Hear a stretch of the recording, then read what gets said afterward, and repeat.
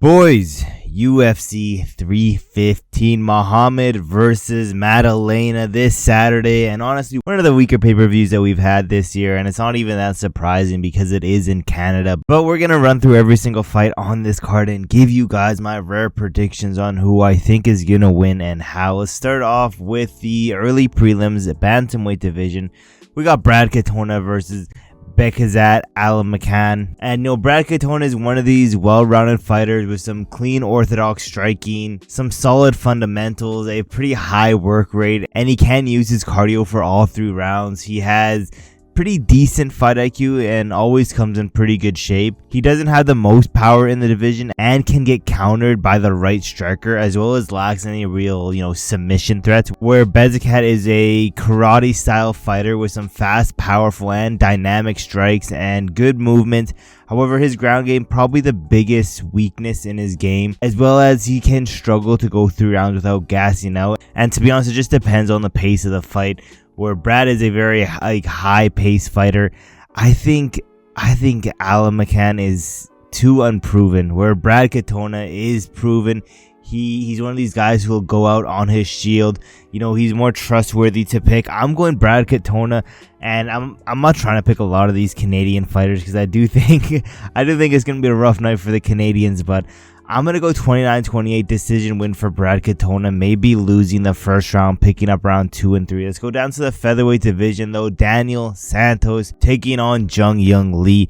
Santos is one of these shoot-to-box fighters with a aggressive, high-pressure style, some real power for the division. He has good speed, finishing ability, but he doesn't have the best striking defense or takedown defense, and his aggressive style can leave him open to some counterattacks, as well as he does struggle to maintain his high-paced style for 3 rounds. He's pretty much just looking for the KO all fight long, and because of that, he can get gassed, and his takedown defense also a little bit questionable, where Lee's a pretty well-rounded fighter with a clean, orthodox striking style with some solid fundamentals. He has explosive power, good technical skills, and he can use his pressure pretty effectively over the 3 rounds, as well as he has pretty good fight IQ, and he can do some adjusting mid-fight, which a lot of these other fighters can't really do.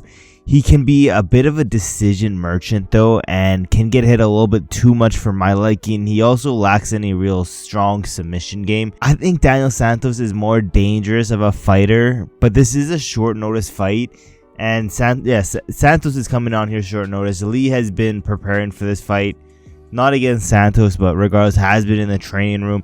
And if Lee is smart, he will shoot and zap the gas tank of Daniel Santos, trying to keep him off his feet. But I think Daniel Santos is going to catch Lee, and I'm going round 2 KO for Daniel Santos. I just think sometime in this fight, he's going to catch Lee, and it's either going to be Daniel Santos KO or Lee by decision, but I'm going Daniel Santos. Move down, middleweight division, Marc-Andre Barriault versus Bruno Silva. Marc-Andre Barriault is one of these well-rounded fighters with some solid kickboxing, a pretty relentless pace, and a high-volume striker with some good striking accuracy, good takedowns, good jiu-jitsu. His striking defense isn't the best, and he can be countered pretty easily, and his chin is okay. It's nothing special. It's definitely getting worse as time goes on, and he has a pretty limited submission skills and control time with a low takedown accuracy, where Bruno Silva is a heavy-handed striker with an aggressive style and a high pace with a 74-inch reach, solid BJJ, and this dude's ground game is 0, brother, and his submission defense is just as bad. This is one of the Battle of the Unk fights. We have these on pretty much every single card. One of the classic Sunday barbecue brawls. The solid 2 drunk uncles brawling it out during the family Sunday get-together in the backyard. And, both these guys have looked pretty ass in their last fight. Loser is getting shipped to the GFL, but Barriault should be better everywhere. I'm going 30-27 Marc-Andre Barriault, which is crazy, but I could just see him fully outclassing Bruno Silva all 3 rounds. Let's go down to the normal prelims now. Light heavyweight division. Navajo Sterling taking on Ivan Ursulin. Now, Sterling is so far an undefeated former professional kickboxer who is a little bit of a prospect right now with a aggressive, high-pressure style and KO power. he has so many first round KOs. His aggressive style also can leave him open to counters, as well as his high pace can also lead to him getting gassed out. And, his last fight did raise a lot of questions about his hype, as well as if he is, ready for UFC level, because he hasn't fought any real high level opponents. Also, this dude's grappling and ground game zero, brother, where Ivan Erslan is a powerful striker with a high pressure approach. He's constantly moving forward. His striking defense is a little bit worrying just because of his, moving forward style, as well as his cardio. And his cardio is not that good, and he also lacks any real high level experience. I think that this is probably going to be a on the feet type of fight, and Navajo is just so much better. I'm going round 2 KO for Sterling. Let's go down to that light heavyweight. Modestus Bukauskas taking on the boy Yeong Cutelaba. Now, Modestus is a good striker with some good power, decent takedown defense, but doesn't have that much volume. And he has wins by, KO, submission, with a lot of UFC experience. His striking defense is also a little bit worrying, as well as his chin isn't the best, where Yeong Cutelaba is one of these crazy fan-friendly fighters, both inside and during the weigh-ins. I'm hoping we see some crazy, hopefully he's dressed up as Hulk again. He's always going for the stoppage. However, he doesn't have the best chin in the world and is mainly a grappler with some power in his hands who likes to fight in the close range. Even though this guy's always trying to get the finish, he's going to the decision more often than not. But Bukauskas, I think, is just the more well-rounded fighter. But Yeong Cutelaba is on a run to the title, and Bukauskas is just in the way. Round 1 KO, Yeong Cutelaba, mark my words. Let's keep moving down. Women's flyweight division, we have Jéssica Andrade versus Jasmine Jasudavicius, and I just said I'm not going to pick every Canadian fighter. I think I'm picking pretty much every Canadian fighter so far. Jéssica Andrade, though, is a former world champion who has this bully-like style with a crazy physique, good pressure, and aggression for the weight class. But she just lacks any real technical skills and has been out-techniqued by her opponents with better skills.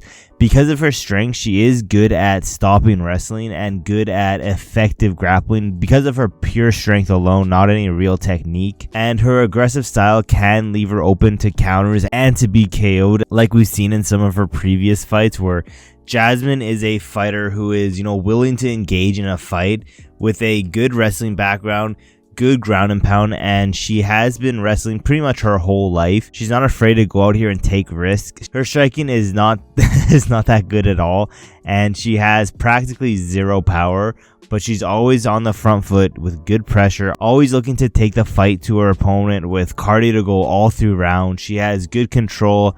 I think that Jasmine is going to be able to avoid the looping strikes of Andrade. I think Andrade's game has been figured out by now, and I think she's going to take her down, and when she gets her down, she's going to hold her down. I don't know if we're going to see a ground and pound finish, but I do think Andrade is going to try to muscle her way back up, give up her back. I'm going rear naked choke submission, round number 2 for Jasmine Jasudavicius. And like I said, I'm trying not to pick all of the Canadians, but me picking the Canadians comes to an end now. Welterweight division, Mike Malott, Charles Radtke. Now, Mike Malott is a well-rounded fighter with some decent KO power, and as well as he has this black belt in BJJ, he has a decent pace, but shown in the Neil Magny fight, his cardio can be an issue. He can gas himself out, and his fight IQ might just be garbage as well.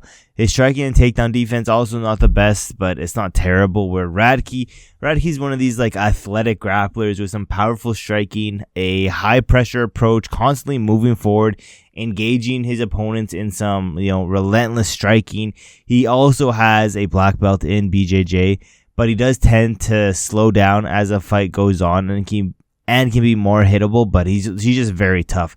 I think Radtke is going to lose round 1, have a very competitive round 2. Round 3, it's going to be a dogfight where both these guys are exhausted, but I think Charles Radtke is going to make Mike Malott quit again. I'm going Charles Radtke body shot, maybe like a liver shot, followed up with some ground and pound TKO win, round 3 for Charles Radtke. And yeah, I think he's going to make Mike Malott quit in there. Let's get into this main card. We did have Benoit versus Joel Alvarez. That did get canceled. I was going to pick Joel Alvarez by KO, but it's not on this card. So let's keep moving down to women's flyweight division. Alexa Grasso versus Natalia Silva. Grasso is a good technical boxer with some sharp, straight punches, good combinations, and she maintains a pretty high striking volume with good striking defense. However, she doesn't have any like real power in her strikes, and she has good footwork to create some angles and control the distance. But her grappling has gotten better, but she's a brown belt in BJ, but it still needs improvement because she can struggle against, constant grappling pressure. But her cardio is good enough to go all 5 rounds with a pretty good pace to it, where Natalia Silva is also a very well-rounded fighter with a karate-based style with some good technical striking, very fast and accurate kicks, punches, combinations. She has good volume, decent power. She also has some good takedown defense and some good upper body takedowns and some really good control on top. Plus she has wins by KO, submission, and decision. She can do it everywhere. I think Silva is just going to be more of a drive to get it done, if that makes any sense. Grasso has been champ. Grasso has got the highs of the highs. I think Silva is going to be more hungry for this win. And I think she's just going to be faster than Alexa Grasso. And I think that's going to be the story of the fight, that Silva is just faster than Alexa Grasso. And as these two go on and they get tired, I think Silva's still going to be faster. Let's go down. I believe this is the featured fight, bantamweight division. The boy Jose Aldo taking on Aiemann Zahabi. Now, Jose Aldo, a UFC vet, a Hall of Famer, who is very well-rounded with some elite takedown defense, some powerful leg kicks, even though it doesn't seem like he uses that part of his game anymore, and some pretty technical striking and footwork. His cardio, especially in the later rounds, are very concerning, especially if he's fighting someone with a high volume. And Zahabi is a well-rounded fighter with, a sharp jab, some pretty precise counterpunching, good power, okay takedown defense. He can mix in the striking and grappling very well, and he has a good fight IQ.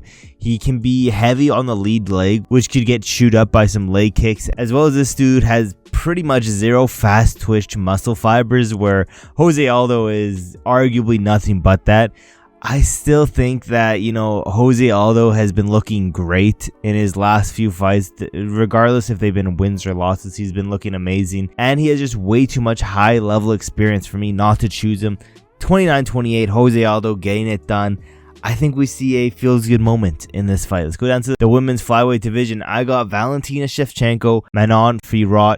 Now, Shevchenko is a well-rounded fighter with some good counter-striking, pretty accurate dynamic strikes like spinning kicks, back fists. She has a nasty clinch game with some good knees, elbow.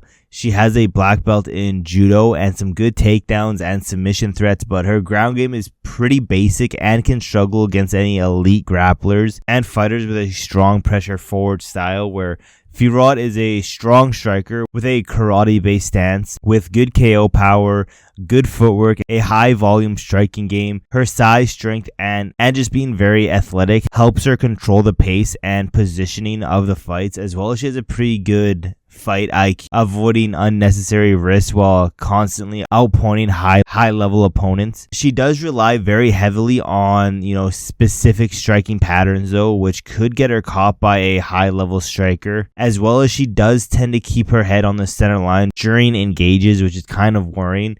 I think I just can't trust any women to beat any of these champs. Ever since I got fooled by Tatiana Suarez, I can't trust any of these high-level women's fights to dethrone one of these goats of the women's division. Plus, I want to see Shevchenko versus Weili. So I'm going Valentina by decision. I think Valentina is going to win 2, 3, and 5. And yeah, it's mainly because ever since Tatiana Suarez, I can't trust any of these women. But let's move down to the main event. Welterweight division, Belal Muhammad, Jack Della, Maddalena. Now, Belal Muhammad is a non-stop wrestler with a non-stop pace, often, overwhelming his opponents and breaking them, to be honest, like what we saw with Leon. And he has a really good ground game and good control, good fight IQ, and can change his game to exploit his opponent's weaknesses mid-fight, which is pretty impressive. His striking has gotten better, but it's still still not that great, and he is still a decision merchant, and he doesn't really have any finishing ability on the feet or on the ground, where JDM is a high volume striker, good jabs, good body shots, solid power, good stance switching, and very accurate combinations. His takedown defense is good, but when he's taken down, he can struggle to get back up, and he can over rely on his boxing, and he can struggle against someone who's good at mixing everything up well, as well as he has a questionable fight IQ, going for stupid things like unsuccessful submission threats. I think the story of the fight is Belal Muhammad. Yes, he will be behind on the striking, but the takedowns are going to make Jack Della Maddalena be more open for stupid shots that Belal is going to land on him. I think Belal's gonna, do okay on the feet. Probably he's gonna lose a little bit on the feet. He'll do okay, but he's not gonna be winning on the feet. He'll take down JDM, control him for all 5 rounds, probably winning 4 of the rounds. Belal Muhammad by decision is my final pick. I think he's gonna win again 4 of the rounds, and the story of the fight is gonna be that Belal is too well rounded. He can strike, and because of the takedown threat, it makes these strikers more hesitant. That's going to be the story of the fight. Let me know in the comments below, what do you guys think of UFC 315? Honestly, in my opinion, one of the weaker cards that we've gotten. Hopefully we do better on predictions for this card, because last week we went 6-6, literally dead even. Hopefully we do better this card. And yeah, thank you guys for watching to the end of the video, and I will see you guys in my next video.